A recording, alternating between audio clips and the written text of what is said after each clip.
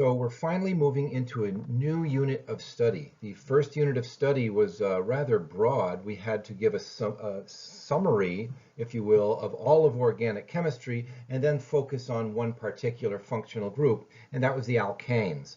Finally, we're moving on to another unit of study. And as I said before, these units of study, at least in the organic portion, are going to entail a deeper understanding of one or two of the functional groups, which we just stipulated and looked at by their structure in the first unit of study, and we'll go into them deeper in this case.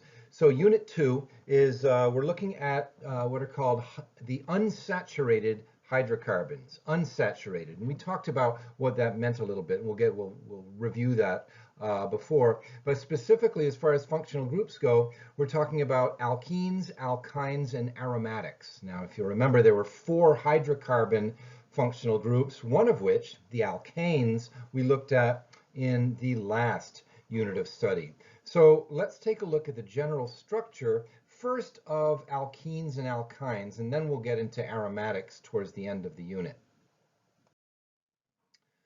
So unsaturated hydrocarbons, for our purposes, are going to be mostly alkenes or alkynes. Alkenes, if you remember, are typified by carbon-carbon double bonds. Alkynes, on the other hand, are typified by carbon-carbon triple bonds. So as long as we have that sort of structure within there that we can recognize, we can name them as alkenes and alkynes. Looking at some representative structures of these, again, I like to put these into line drawing, but you will see, whether in line drawing or not, that the rule of 4 around each carbon is adhered to, meaning each carbon has 4 covalent bonds emanating from it always. So let's take a look at some representative structures here. We have over on the right hand here, this is a representative alkene. This just happens to be a cyclic structure, but it has a carbon-carbon double bond within it. Now, this is the way that multiple bonds, or carbon-carbon double bonds, are written in line structure. Remember, on this case, where we're over here again on the right, that at all of the bends in here, we assume a carbon atom, and when we take stock of the number of bonds emanating from each bend, there are the requisite number of hydrogen atoms assumed to satisfy that rule of 4 for carbon. They're just not written in there. Over on the left-hand side, we have a representative alkyne, and remember, alkynes, what I liked was that I'd like to point out, was that they were linear. So how many carbons are in this structure? Well, we have 1, 2, 3, 4, and 5.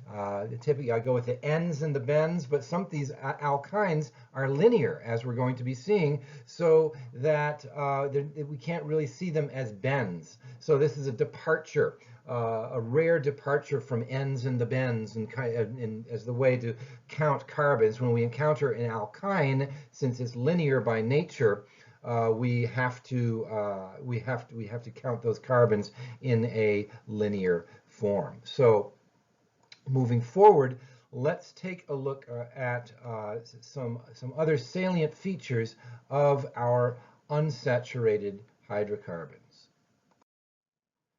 So just as a review, and we went over this before, so I won't hit on it too hard, but that concept of saturated and unsaturated basically means that any alkanes that we have, which are typified by carbon-carbon single bonds, are considered saturated hydrocarbons, and both alkenes and alkynes are considered unsaturated hydrocarbons. That's the quick and easy way to remember it. We went into it in more detail before, saying that in the example we're looking at here, for 2 carbons, well, 6 hydrogens is the total amount, the maximum amount of hydrogens that can exist on 2 carbons, so it's considered to be saturated. Whereas in alkenes and alkynes, well, they have less than the saturated number possible number of hydrogens on them for that carbon number, so they are, as a group, considered unsaturated hydrocarbons. So let's think about the general structures here. We talked about this a little bit with respect to alkynes being linear and that sort of thing. We've established that alkenes and alkynes are considered unsaturated hydrocarbons, but now let's bring into play a comparison, if you will, a comparison of structures. And in the last unit of study, we had focused on alkanes, those hydrocarbons typified by carbon-carbon single bonds, and we saw that these alkanes all had bond angles of 109.5 degrees because they were tetrahedral electron geometry around each of those, whatever carbons are in an alkane. So alkanes typified by tetrahedral electron geometry and bond angles of 109.5 degrees. Those two were linked in our minds. So let's move on to our other functional groups, our alkenes and alkynes. Alkenes are trigonal planar electron geometry about their carbons, and trigonal planar electron geometry has 120 degree bond angles around all of the carbon atoms, at least participating in that alkene. So that's different now from alkanes. It's important that we think about this and see how we can differentiate between them. Alkynes. Now, if we look at the alkynes, and we've hit on this before, they have linear geometry. Why? Because they are shaped like one long line. So linear geometry, and anything with linear geometry, what's connected to it as far as bond angles go are 180 degree bond angles. So we have these bond angles sort of welded, never to depart from their associated electron geometries. Sort of interestingly, the architecture of these sort of, as we go from alkane to alkene to alkyne, we lose a dimension each time. So if you'll follow me here, the alkanes are three-dimensional. Alkenes are two-dimensional. Remember, planar, trigonal planar, that's two dimensions. Alkynes, being linear, are one-dimensional. So each time we lose a dimension, if you will, going from three-dimensional to two-dimensional to one-dimensional. So let's explore further these structures of alkenes and alkynes, and it's instructive to compare them with the alkanes, whose knowledge of which we've already been steeped in. So here over on the left-hand side is a representative alkane, in which all of the carbons in there are tetrahedral. Notice I've drawn the structure on the bottom as a picture of an actual model of this, in which you can see that we have all our tetrahedral electron geometry around all of the carbons. It is indeed three-dimensional, and if you took a mini protractor and measured any of those bond angles, they would be 109.5 degrees. So let's compare this to a representative alkene, again, of 5 carbons. And here we have this. Now notice we have, this is a representative alkene. We have a carbon-carbon double bond within the structure. There it is. So within there, 2 of the carbons are trigonal planar. Notice we have the rest of this structure right here. And this sort of goes to nomenclature a little bit, but even though only 2 of those 5 carbons are participating in that carbon-carbon double bond, the entire molecule is considered an alkene. The rest of that alkane, carbon-carbon single bonded nature is just disregarded. That molecule is considered an alkene because we have placed 1 carbon-carbon double bond within it. Even though no matter how much of the rest of it is alkane structure, remember that's more foundational, more structural, the molecule itself is considered an alkene on the whole. A representative alkyne, again, in which two of the carbons now have a carbon-carbon triple bond between them. I'll show that right here, showing that representative or diagnostic linear sort of structure in which we can see down on this model below, even these carbons are definitely in a line right there because it's that linear geometry. What we have here, very similar to what we saw before, is that even though only two of the carbons are participating in a carbon-carbon triple bond, the entire molecule is considered an alkyne because we have some additional alkane structures still on there. It doesn't matter, it's more structural, foundational. By definition, the entire molecule, if we ask, like, say, what do we have here? Well, this is a representative alkyne, even though there's more carbon atoms on it that are in alkane structure. The fact that there's an alkyne on there boosts that up to the whole molecule being considered an alkyne. So let's look at our physical properties. These are measurable or observable qualities of alkenes and alkynes. And we did this again in the previous unit where we looked at physical properties of alkenes or alkanes specifically. Virtually identical in structure, in physical properties, are alkenes and alkynes to alkanes. They're almost exactly the same. So we said we had these are non-polar compounds. They're molecules held together only by weak dispersion forces, as all hydrocarbons are. They're insoluble in water, but soluble in non-polar organic solvents, and they have relatively low melting and boiling points. And those melting and boiling points tend to increase with molecular size. I can say the one difference, if you could call it a physical property, is not really, between alkenes, alkynes over on one side and alkanes on the other, is that we're going to find that these alkenes and alkynes are much more reactive than alkanes. Remember, alkanes, we're casting around trying to find reactions that we can associate with it, and we even had to, just to beef up our arsenal, we said, all right, just burn it. We'll burn it. That burning him, a combustion reaction of an alkane, that falls into the category of a chemical reaction. We could do the same thing with alkenes and alkynes, but we don't have to, because as we're going to be seeing, alkenes and alkynes are much more chemically reactive for organic transformations than are alkanes.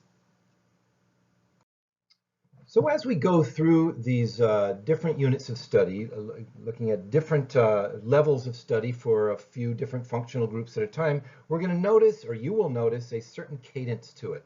How we go through these systematically. We'll, talk about general structure and physical properties, and then we get into nomenclature, as we did with alkanes, and then into reactions of this particular functional group.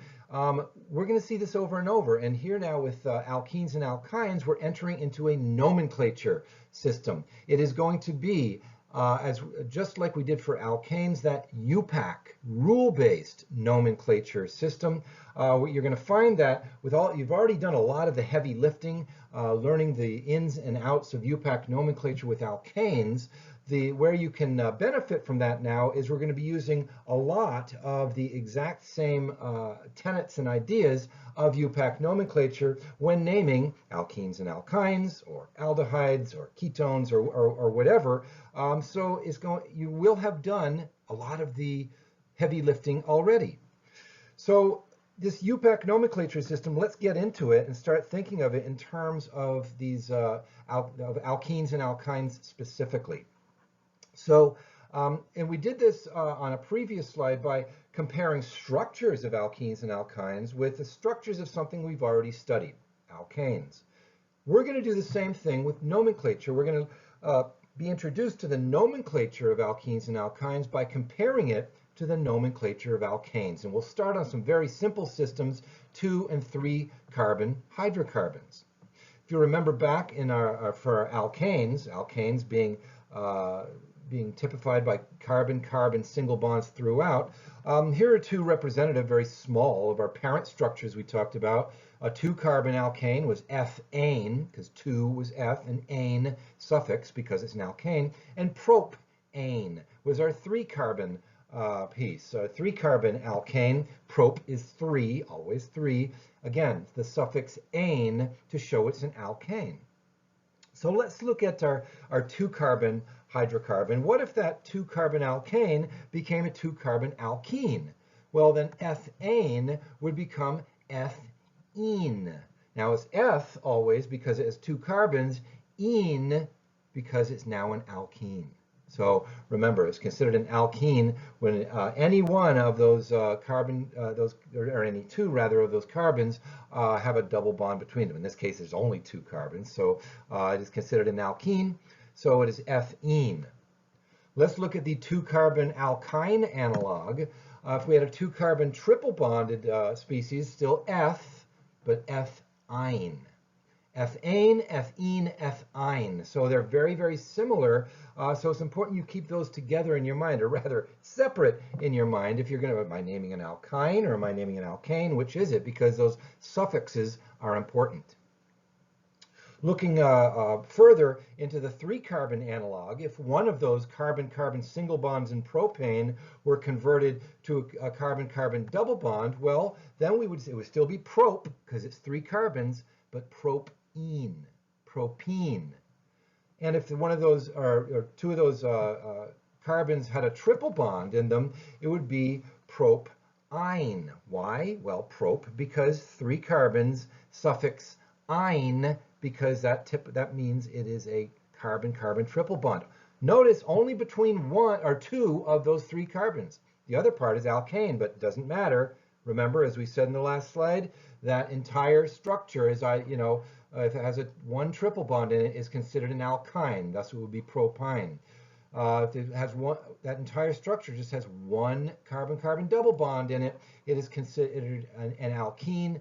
Thus, it would be propene. So let's ask a question. Propene, we'll talk about that over here. Or if we like, propyne, talk about these. What would happen if that double bond on propene were put over on this side instead of the other side? We drew it that way. Or that triple bond on propyne were put over between these 2 carbons and not as drawn there. Would we have different structures? And in fact, we would not. They'd be 2 perfectly reasonable renditions of the same structure. Just in your mind, just flip those molecules over. And we would find that those multiple bonds travel over to the other sides, and it is indeed just a different rendition, different showing of that same structure. So in the 3-carbon analog, it doesn't matter between which 2 carbons we put those multiple bonds, because either way we do it is different renditions of the same structure. So we can draw this in line drawing, perhaps. That might be a little better. Here's a rendition of propene and propyne that we saw above, written in line drawing. And again, we have to be a little careful. So where are the carbons here in this line drawing on propene? 1, 2, 3. And what about on propyne? Because it's linear, 1, 2, 3 carbons. Very important, because you can miss that, especially on that carbon-carbon triple bonded species, that alkyne. So notice propene and propyne written this way are the same thing as propene and propyne written in which the multiple bond is put between the other 2 carbons. They're exactly the same. So we get into a little issue now when we are going to be naming anything over 3 carbons, and I'll show you why. So here we have a 4-carbon analog now, written in line drawing. If we look at these, what do we have? Well, 1, 2, 3, 4 carbons throughout. We can count those 4 carbons. I may be beating this to death, but it is important. There's 4 carbons there, 1, 2, 3, and 4. So each of these are 4. So what is 4? Well, that prefix is bute. Remember the 4-carbon alkane over on the left-hand side, butane, A-N-E, because it's an alkane. Well, what if one of those carbon-carbon single bonds in butane was converted to a carbon-carbon double bond, like we see here? Well, that would still be bute, because it's 4 carbons, but it would be butene. And what if two of those carbons in butane were a carbon-carbon triple bond? Then we'd have a molecule of butyne. However, there's a problem here. Let me show you what that problem is. There's another way that I can draw butene and butyne, meaning there's two other carbons that I can put that double or triple bond between that will make it a different compound. And the example would be right here. What if I put the double bond or the triple bond between both of the internal two carbons? There's 4 carbons in it. 2 carbons of these 4 are on the ends, and 2 are internal carbons. What if I did that? Well, we have a bit of a problem, and that problem is because if we look in those blue dashed line boxes that I have, the one over on the left for butene, notice there's that's 2 different ways of drawing butene, but they're different compounds. In fact, they're related as constitutional isomers. Same molecular formula, has to be, but different connectivity, meaning that carbon connectivity, which two carbons that carbon-carbon double bond or the carbon-carbon triple bond are put between. They're different. Yes. So we have some constitutional isomers. That's a set of constitutional isomers. That is a set of constitutional isomers. However, constitutional isomers, although related as such, are different compounds. 2 different compounds cannot have exactly the same name. Cannot do it. So we have a problem here, which we are going to address when we look at the actual way we carry out nomenclature. So let's think about this. So here's our rules. Remember, IUPAC nomenclature was a rule-based nomenclature system. And we'll start on the 2 different alkenes. Both are considered butene. But has to be but because it's 4 carbons on both of them. Ene because 2 of those carbons, has a double bond between them. However, now that we're up to 4 carbons, we can start to choose where we put that double bond, but they are both considered butene. So let's go through this. We'll start sort of rudimentarily, and then we'll work up to different challenge levels. The nomenclature system. As before, remember when we were doing alkanes, we have to determine the longest continuous carbon chain. However, it must contain the entirety of that multiple bond as a parent structure. That's not an issue here, but it is going to be important. It has to contain that multiple bond. And when we do that, we would find that the longest continuous carbon chain, first of all, on both of these is 4, so that's but. But instead of butane, which would be the corresponding alkane hydrocarbon, we see that these are alkenes. And in this case, we have to change that suffix from ane to, in this case, since it's carbon-carbon double bonds, ene. So indeed, we're where we were on the last slide. We have 2 different molecules which are both named butene. And that was the problem. They can't have the same name. So this nomenclature, this rule-based nomenclature system provides an out for us. And it goes as follows. We're going to first number from the end. That will give the first carbon of the multiple bond the lower number. Oh, so now remember here, we could name this from 1, 2, 3, 4 in this direction, or 1, 2, 3, 4 in that direction. Now that we have an alkene in this case, we have a specific choice that we have to make. We would notice that we would have to number in this direction, as we see here, putting the 1 carbon over on the left and going 2, 3, and 4. Why? Because the first carbon of the multiple bond, the way it's numbered, must have the lowest number. If we counted this direction, that for the first time we encounter a carbon of a multiple bond would be on carbon 3, and we have to go with the lowest number. Fair enough. And on the other one, it actually doesn't matter which way we number. We could number either way, because in both directions, that first carbon of the multiple bond encountered in that count would be 2. So I just chose to do it from left to right just for fun.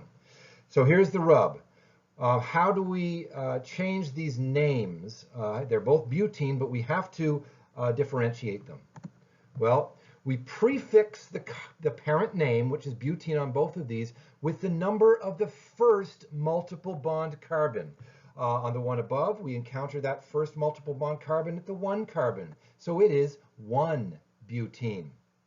On the next one, we encounter that first carbon of the multiple bond at the 2 carbon. So it is 2-butene. Thankfully, now we have 2 different compounds with 2 different names. And now we're safe. If this were a more intricate structure, we would have to carry out substituent names like bromos or methyls or what have you, as we did for alkanes. So as you can see, we've done a lot of this already. There's a few little quirks to make it specific for alkenes and alkynes, but a lot of the heavy lifting we've already got in the back of our head a little bit here, so that's going to make it a little easier. So now we get the dividends of having that steep learning curve in the last unit of study. With the payoff now will be saying, oh, this is familiar. I've seen this before, and I can apply it to the nomenclature of other functional groups, notably alkenes and alkynes. Okay, so off we go to the fun park. This is I like to say an example-heavy sort of course. And it helps to have more examples to slowly bring up the challenge level and slowly bring up our abilities to name these things. So let's look at what we have here. We want to name. Here's a structure, basically asking for a name on this, and we see that. We have, well, what's this over here? Well, this was one of our functional groups. It's considered a substituent. We'll talk about that later. But how are we going to name this? What is this? What sort of functional group do we name this as? And the answer would be here. That is an alkyne, friends and neighbors. We are going to name this as an alkyne. And importantly, before we have to, as we said, we have to figure out the longest continuous carbon structure, which contains the multiple bond. Now, as I've said before, never, ever, ever count from the inside or outside of a ring into the inside of the ring, looking for that longest continuous carbon chain. It will be wrong. Never do that. So we have to decide what is the longest continuous carbon structure. Is it the ring? Well, the ring seems to have 6 carbons in it, and the rest of it, let's see, well, that has 1, 2, 3, 4, 5, 6, 7 carbons, so 7 wins. It's the longest continuous carbon chain, so 7 beats 6, so that is our parent structure, and it has to contain that multiple bond, the entirety of the multiple bond, that alkyne there, and indeed it does. So we find that this is our parent structure, and it has 7 carbons. So 7 carbons with somewhere within it is a carbon-carbon triple bond, an alkyne. 7 is hept, but we have to put the suffix Y-N-E on it. Heptyne. It is a heptyne parent structure. Okay, now we have to number this heptyne parent structure such that the first carbon of the multiple bond has the lowest numerical designation. Well, I could number this way, or I could number the other way. Which one is going to give that first carbon of the multiple bond the lowest numerical designation? It should be obvious that it's the starting on the left-hand side, gives it the 2 designation. That first carbon of that carbon-carbon triple bond is 2, so we prefix heptyne with 2, right? If we went the other way, it would be 5 or something like that. So we want the lowest number to prefix that parent structure, 2-heptyne. Having done that, we have to figure out what we have for substituents, and that was that 6 carbon ring structure over here. Should seem somewhat familiar. If you remember, that was a phenyl group. Phenyl. It was one of our functional groups. It doubles as a substituent. in many cases. There will be cases where a phenyl is the parent structure. We'll be getting to that at the end of this unit. But in this case, it's a phenyl group. And that phenyl group happens to reside on which carbon? Well, the 6th carbon. So we write that as 6-phenyl-2-heptyne. You don't pronounce the dashes, as we established in the last unit of study. It's essentially 6-phenyl-2-heptyne. That what's new here is this piece, 2-heptyne, because we have to be able to designate where that triple bond comes in on that structure, because it doesn't have to be between the 2 and the 3 carbon. It could be between the 4 and the 5 carbon, and then we'd have a different structure, right? So that is important to specify that. So let's look at another one. As I said before, just as if we're given a structure and asked for the name, well, we can also be given a name and then be asked to draw a structure. We saw examples of that in the previous unit. So here's a name, which is enticing us to draw a structure. 2-bromo, 5-fluoro, 3-hexyne. Oh, YNE, another alkyne it's going to be. And these ones are always rear-loaded. We go to the back, start at the back, and move to the front. So what do we have at the very back there? We have hexyne. Hex, that's 6. So immediately, we're going to draw 6 carbons. There's our 6-carbon parent structure. And between, and we're going to number them. And starting at the 3rd carbon, we're going to put a carbon-carbon triple bond, because remember, -ine. Well, there's 1, 2, 3, 4, 5, 6, and between the 3 and the 4 carbon, we have an alkyne, right? Wrong. Look at this. Look at what you've drawn here, and I've done that just to make a point. Drawn an alkyne, certainly, between the 3 and the 4 carbon, but it's not linear. Alkynes are linear, so we have to draw this differently. So, carefully drawing our 6-carbon parent structure with the alkyne portion starting at the 3 carbon, like we saw here, we would have to draw this. Notice where we're counting though, 1, 2, between the 3 and the 4 carbons, indeed is that alkyne. Must be linear. Must be linear. So that we go and then finish up 5, 6. So that is indeed our parent structure. That's the heavy lifting in this case. That is the point where most students will make their mistake, is leaving alkynes in sort of a zigzag, because we're so used to drawing zigzags with alkanes or alkenes. They fit that zigzag mentality. Alkynes you got to think about. In any event, we have at the 2 position, we have a bromo. And at the 5 position, we have a fluoro. So we can just tack those in there, really. I put a bromo in at the 2 and a fluoro in at the 5 carbon, and I am done.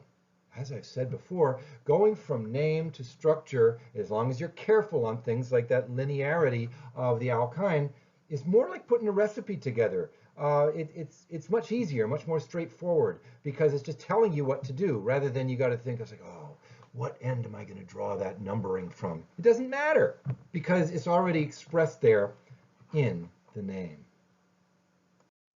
Okay, here's a corker. And it's going to, we're going to have to start thinking about this in ways that bring back some of those little idiosyncrasies from the previous unit, and to be able to put all of this together. What do we have here? Let's see. Well, I see a bunch of sort of spiderwebby alkane structure, but look what I spy right here. In line structure, that is an alkene. This is going to be an alkene. And we have to come up with our parent structure. And we find that that parent structure is sort of right in that zigzag. It is a hexene. Why hex? Well, we have 6 carbons in that parent structure. 1, 2, 3, 4, 5, 6 within that parent structure. Hexene, because there's an alkene in there. Now, wait a minute, you might say, that's not the longest continuous carbon chain. I could draw one longer. 1, 2, 3, 4, 5, 6, 7. Isn't that longer than 6? Well, indeed it is. However, the rule for alkenes and alkynes is the longest continuous carbon chain containing the entirety of that multiple bond. So in this case, there's the longest one is that six carbons, as shown right there. So let's move forward. We have to number this such that the first carbon of the multiple bond takes the lowest numerical designation. We would have to number from that direction right here.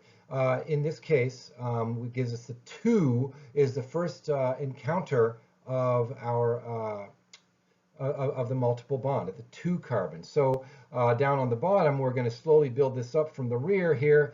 2 hexene now. 2 hexene. All right. Now that we've established the parent structure and where that alkene is within it, we go hunting for substituents. And we find there's a fair amount of them. Everything that's not outlined in red here is a substituent. We have a methyl over here in line drawing. That would be a sec-butyl group. Sec-butyl. Remember, it's 4 carbons, but written in a secondary butyl group to classify it.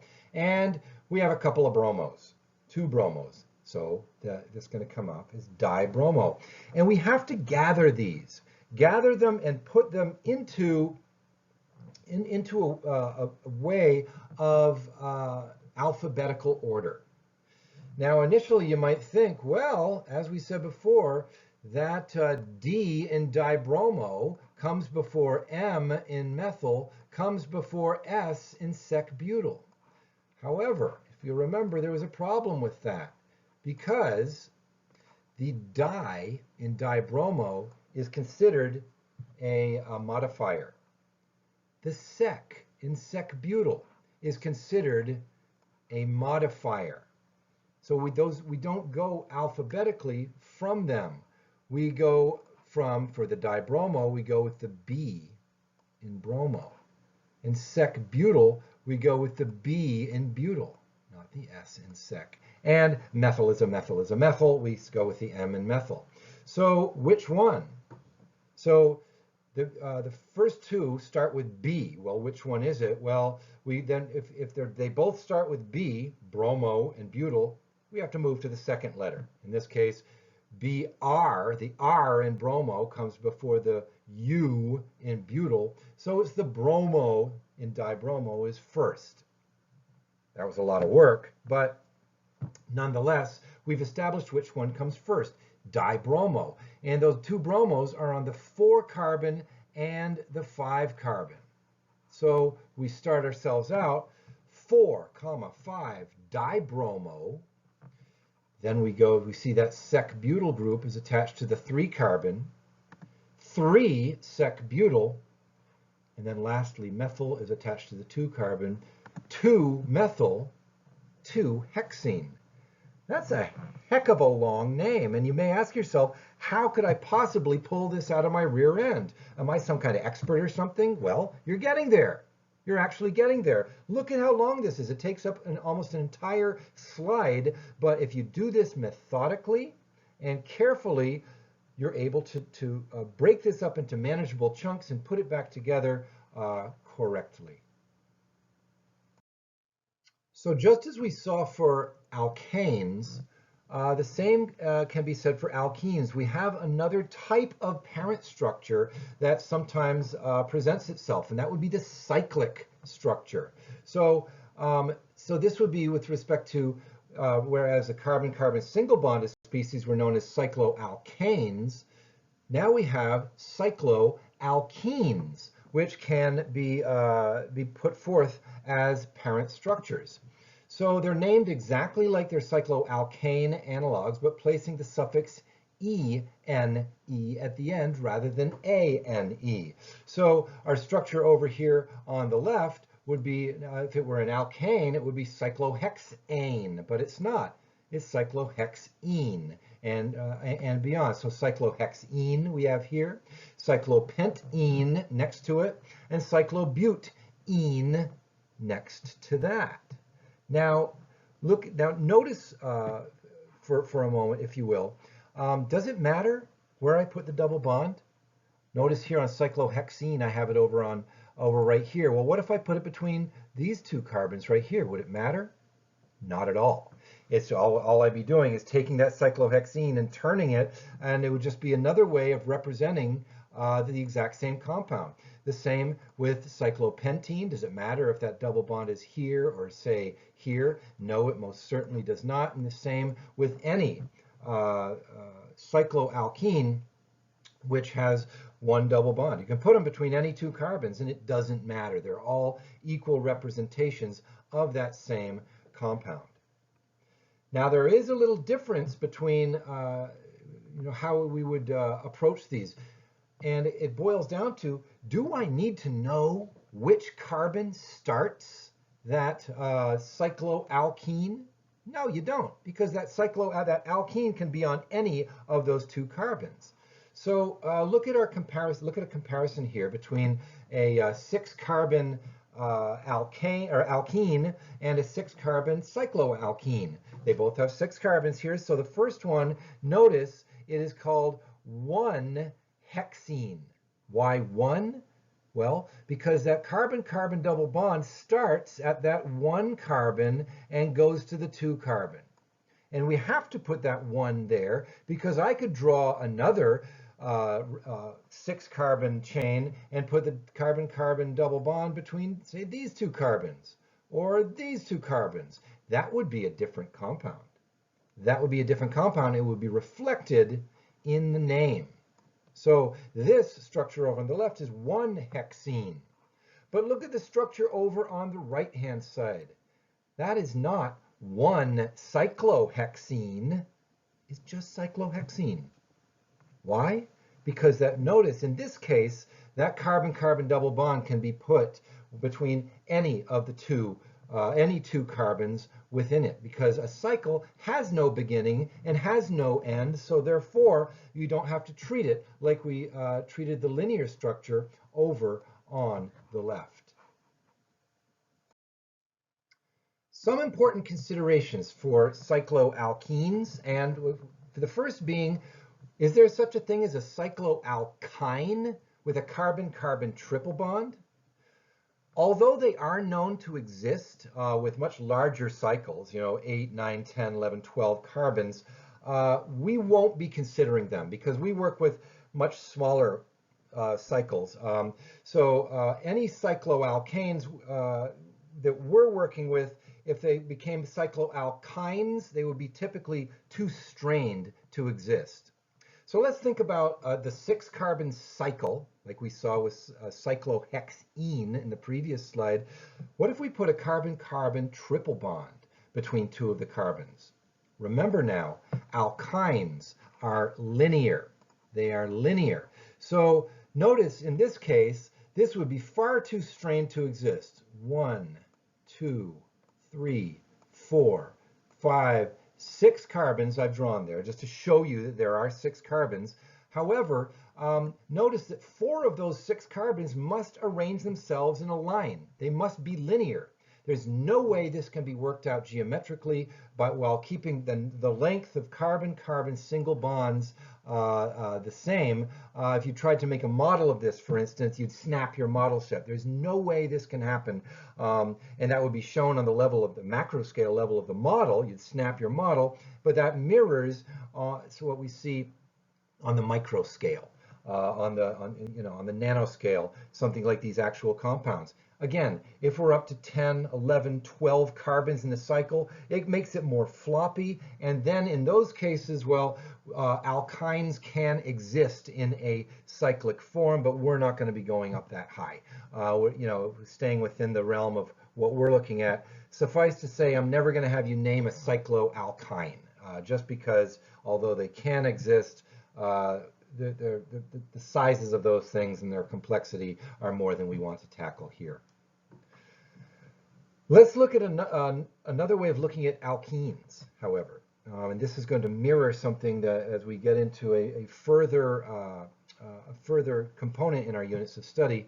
But now, again, although there are exceptions for larger cycles, cycloalkenes, carbon-carbon double bonds, only allow for structures in which the alkene substituents are together on the same side of the double bond. So notice, this molecule, this cyclohexene over on the right, the way I drew it, is that notice that parent structure continues on the same side of that double bond. So if I say drew a line through that double bond, you can say, well, that parent structure extends to the same side of that double bond. Fair enough. We can't do that in which the substituents are on different sides of the double bond. So for instance, on this structure over here, that parent structure goes off in this direction, that parent structure goes off in that direction. Well, that would be too strained as well, way too strained. The structure on the right, the structure on the left, it's very well able to express itself within that cycle, because the cycle and the bonds, that angle that the bonds make are amenable to being in a cycle. Now, all this, of course, because we're going to find that there is no free rotation around a carbon-carbon multiple bond. There is no free rotation. So I'm going to put an X through that. We cannot, remember, we cannot freely rotate around carbon-carbon double bonds. Can't do it. We can freely rotate around carbon-carbon single bonds, which we've been doing this entire time. But because we cannot rotate around a carbon-carbon double bond, these structures would be locked. These would be two different structures if we look over between them. These two right here, different structures. Even if it could, the molecule on the right could exist, they would be different because they cannot interconvert. Again, we're going to touch that at a later portion within this unit of study, but for right now, and we're going to give it a name, actually. But cycloalkenes only allow for structures in which the rest of the parent structure are together on the same side of that double bond. So now, whereas we did not have to number that cycloalkene if it did not have any substituents, just like cyclopentene, cyclohexene, and so on, not one cyclohexene or one cyclopentene or anything like that.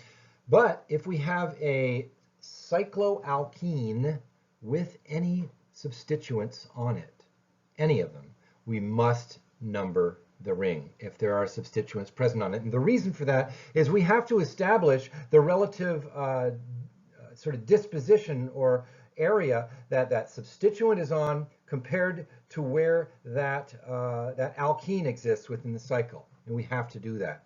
So we have a couple of rules for that. When we encounter something like we see on the lower left-hand side here, we see a cyclopentene, it looks like, but it has that bromo substituent on it. How do we gather all those together into a proper name? Well, the first thing we do is to establish the parent structure. The parent structure is that cycloalkene. That's where all the carbons are, right? And there's 5 of them, so we say, okay, that is cyclopentene. Cyclopentene. But now, as it says above, we have to number that ring in order to establish the relative positions of the substituent with the alkene. And we do that thusly. First, one of the carbons of the double bond, one of those carbons must take the 1 designation. Now we'll notice that there are 2 carbons in that carbon-carbon double bond. There's one here and there's one here. Which one is it? One of them has to take the that 1 designation. However, once that is done, once one of those carbons in the double bond gets the 1 designation, the other carbon of the double bond must take the 2 designation, and then we count around that way. So which one is it? we have to number in the direction which gives the substituent the lowest numerical designation. So I hope you can see in this case that I'd have to number that carbon as the 1 carbon. I would have to, in order to make the next one the 2 carbon and count around 2, 3, 4, 5, and that puts my bromo substituent at the 3 designation. So this would be named 3-bromo cyclopentene. Well, what would have happened had I numbered this first carbon here as 1 and this one as 2? Well, we go 3, 4, 5. That 5 carbon then would have the bromo. That would be too high. We want to number in the direction which gives the substituent the lowest numerical designation, which is why we did it the way we did. We had a choice on which of the carbons of the double bond to make the 1 carbon, and we chose the one as shown here, such that the second one would be the other carbon of the double bond, and giving the lowest numerical designation there at that 3 carbon for the bromo. Let's look at a couple more examples just to finish us off here with respect to cycloalkene nomenclature. Notice, as before, I can have a name, and if I give you a name, you have to draw the structure. If I give you a structure, well, backwards, you have to draw the name. So let's start over on the left. We have a name, 2,3-diethyl cyclooctene. Cyclooctene. So to do these, we start as before at the back. Cyclooctene. We're going to draw that. There's cyclooctene, but we have to be able to draw as octene, not cyclooctane, so we have to draw a double bond. Where does that double bond go? Doesn't matter. We can put it between any 2 carbons. I'll choose right there, although it doesn't matter. Put that. So now we have a cyclooctene. And we number that cyclooctene. In this case, since we're going name to structure, it does not matter from which direction we go. The only thing that matters is that one of those double bond carbons must take the 1, and the next one must take the 2, and we count around in that direction. So that's all that we're worried about. And now that we've numbered that ring, we can say that we have at the 2 and the 3 carbon, we have a couple of ethyl groups. And we're just going to draw those in. That's simple. 2 ethyl groups. And we're off to the races. That's literally it. Much simpler when we go name to structure. So let's look at the structure over on the right now. We're given a structure and it's asking for a name. In this case, we have to figure out what is the parent structure. As always, never, ever, ever count from the inside or the outside to the inside of a ring and so on. Immediately, it's over. You're done. You got it wrong. We have to determine what the parent structure is. And that parent structure is actually that 6-membered ring, alkene, that cycloalkene. That has 6 carbons within it. So if we designate that, that's 6 carbons. Anything on the other side, well, that's 3 carbons here, 3 carbons here. Indeed, that's not enough carbon. We want the one with the greater number of carbons. So that's a 6-membered ring with an alkene. It's a cyclohexene. Cyclohexene. Remember, starting at the back, moving to the front.